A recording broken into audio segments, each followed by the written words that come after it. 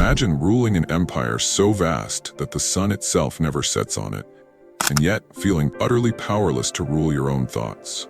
Imagine armies awaiting your command, yet your greatest battle is within.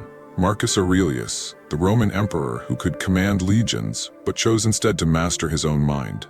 His empire was the world. His battlefield was himself.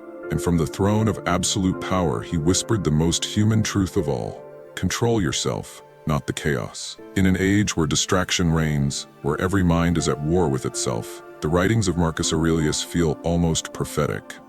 His book Meditations, written not for glory but for survival, has become a lantern for the restless soul. It is philosophy stripped bare, no ornaments, no pride, just the truth of a man who faced death, betrayal, and exhaustion, and found peace not in power, but in perspective. Why does Marcus matter today? Because we too live in an empire of noise, of constant opinions, judgments, and illusions of control. His lessons echo across centuries, reminding us that wisdom begins when we stop chasing everything outside of us. Marcus teaches that the measure of strength is not dominance, but composure. Not how the world bends to your will, but how you remain unmoved when it doesn't.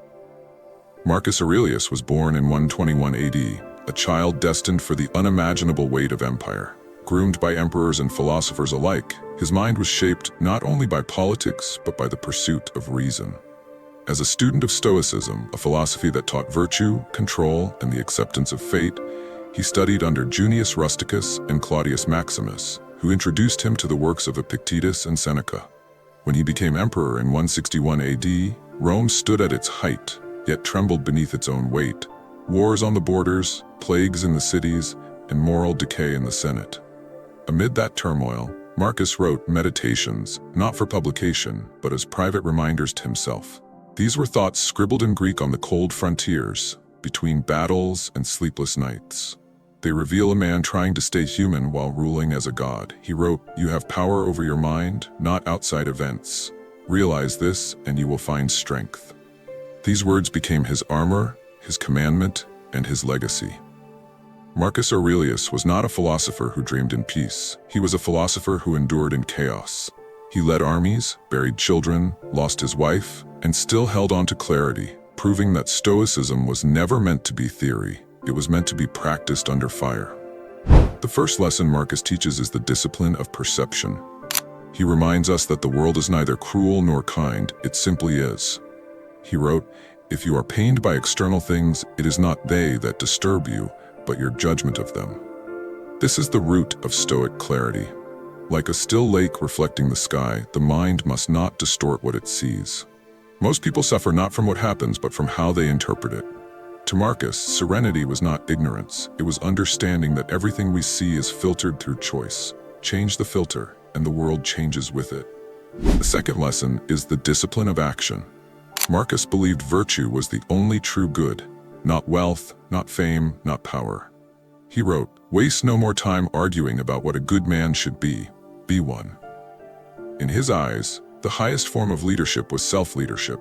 He refused luxury, lived simply, and treated servants, soldiers, and enemies with the same calm respect. To live as a Stoic was to act as nature intended, with reason, justice, courage, and temperance. For him, moral strength was not loud. It was quiet, consistent, and invisible. The third lesson is the discipline of will. Life will break your plans, betray your hopes, and test your patience. But Marcus understood, the impediment to action advances action. What stands in the way becomes the way. Where most see obstacles, the Stoic sees opportunity. Adversity is not the end of the path, it is the path. The storms of life don't destroy the Stoic, they shape him. Like a sculptor chiseling marble, fate carves away everything unnecessary until only the essence remains. These three disciplines, perception, action, and will, form the heart of Stoicism. Together, they remind us that power is not control over life, but harmony with it. Marcus Aurelius didn't seek to bend the universe. He sought to move in rhythm with its reason. That is why his wisdom endures, because it transcends empires, philosophies, and centuries, speaking to anyone who has ever tried to find peace inside the storm. Picture Marcus in his military tent during the Marcomannic Wars. Snow piles at the flap, soldiers murmur outside, and the weight of the empire rests on his shoulders. His generals await decisions that could cost thousands of lives. But inside that tent, he writes, not strategies, but reminders. Today I shall meet people who are meddling, ungrateful, arrogant, dishonest, jealous, and surly. It was not complaint, it was preparation. He knew the mind must be braced before the storm arrives. And so before leading armies, he led his thoughts. He ruled not with impulse but with order, the empire within matching the empire without. Another night, the plague rages through Rome. Citizens panic, corpses fill the streets, and senators flee the city. But Marcus stays. He does not curse the gods or demand pity. He observes and accepts. Do not act as if you had 10,000 years to live, he writes. Death hangs over you. While you live, while it is in your power, be good. To him, mortality was not tragedy, it was clarity. Every loss stripped away illusion until only virtue remained. Consider a simpler image, Marcus walking among his soldiers. They revere him, the philosopher emperor, yet see a man who sleeps on straw beside them, who shares their rations, who listens more than he speaks. He was surrounded by politics, vanity, and betrayal, yet he remained untouched by arrogance. When the Senate offered him titles, he refused most of them. Alexander, Caesar, Pompey, they are dust and ashes, he once wrote. To him, legacy was not carved in stone, but in conduct. There's also the story of his betrayal, his once trusted general Avidius Cassius, who declared himself emperor while Marcus was ill. Most rulers would respond with vengeance. Marcus responded with reason. He told his troops not to kill Cassius. Let us give him time to repent, he said.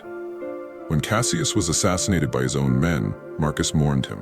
He understood that men act out of ignorance, fear, and desire, and that forgiveness was the highest form of strength. He wrote, "The best revenge is not to be like your enemy."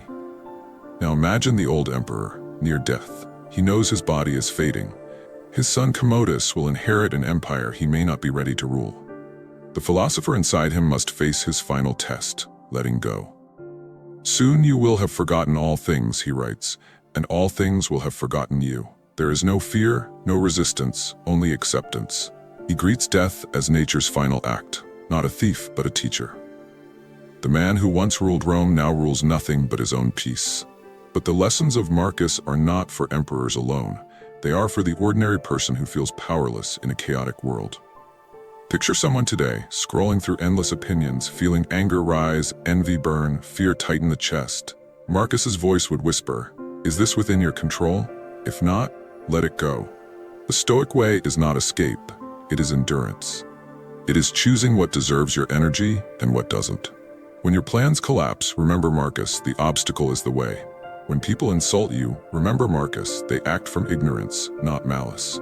When you lose what you love, remember Marcus, you are a part of nature, and nature changes. His wisdom is not distant marble philosophy. It's a manual for survival in a world that still feels as restless as ancient Rome. Stoicism is not the absence of feeling, it's the mastery of it. Marcus never claimed to be unshaken, only self-aware. His writings are filled with reminders to return, to center, to breathe. When you wake up in the morning, he wrote, think of what a precious privilege it is to be alive, to breathe, to think, to enjoy, to love. Those words, written 800 years ago, still speak like a pulse beneath the noise. Every generation rediscovers Marcus because he captures what we all crave, calm strength. He was proof that philosophy is not retreat but resistance, not withdrawal from life, but full participation in it. With composure, his empire fell, but his clarity remained.